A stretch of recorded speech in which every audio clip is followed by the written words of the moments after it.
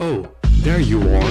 Egypt just moved troops into the Sinai and blocked Israeli access to the Red Sea. It's the 6 days war. Time to pick a side and see how well you can do on a scale of serving prison time to no scandal. That's very Gen Z of you. One problem though, here's your priorities. Choose wisely. Okay, you sent humanitarian support to both sides, made a couple of press conferences issuing peace, with a heavy hand on reducing civilian impact. You even threatened to sanction Israel if they go overboard. The press praised your efforts as striving towards peace and de-escalation. This cannot turn into a forever war, you said. Security doesn't mean flattening cities, you said. You refuse to send weapons to either side. Easy. Israel is not firmly an American ally yet. However, you can't firmly stand against it. Defense contractors are pushing Congress towards selling weapons to Israel, and sanctions are locked in by statute. If you don't do anything, it will get worse, they say.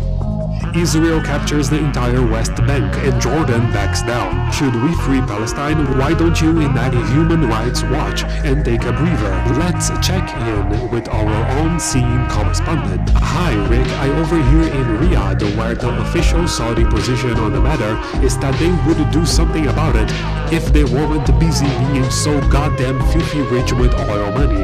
Back to you Rick. Thanks Rick. Okay, Israel occupies the entire peninsula. Egypt just backed down. Oops, the SS Liberty just went down. What now? Okay, you start further investigations into the event. Your investigation is reclassified by the media and the opposition as a hate-motivated inquiry. Either way, your Human Rights Watch identifies Israel's excessive use of force. An American ship was sunk and American lives were lost. This is not something we should sweep under the rug. The investigation concludes there was no way this was an accident. Some congressmen insist it was Egypt that sank the ship.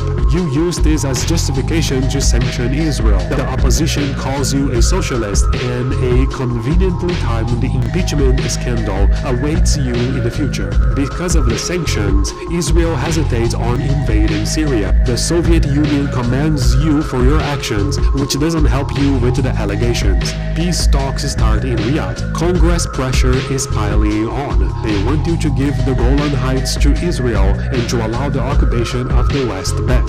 You push back on that. An independent investigation concludes your lack of support for Israel is what led to the SS Liberty disaster. Their evidence indicates neglect.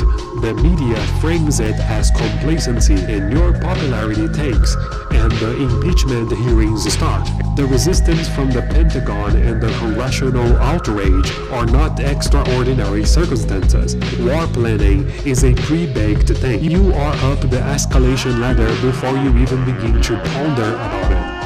Your options are constrained menus, not blank pages. We love to think that we would do things differently, but the reality is that generational inclinations have little impact on pre-established policies. Power is not transferred from one generation to another.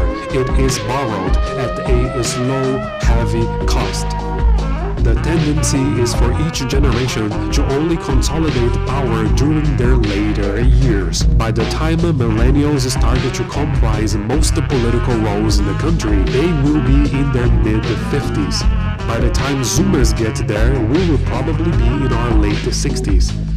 And the older you get, the more restrained and conservative you get. Are we really going to be so pro-Palestine by then? Will the pressure from the defense contractors and lobbyists be any easier 40 to 50 years from now? Does power really transfer from generation to generation, or does it simply wait for new hands to carry out the same decisions?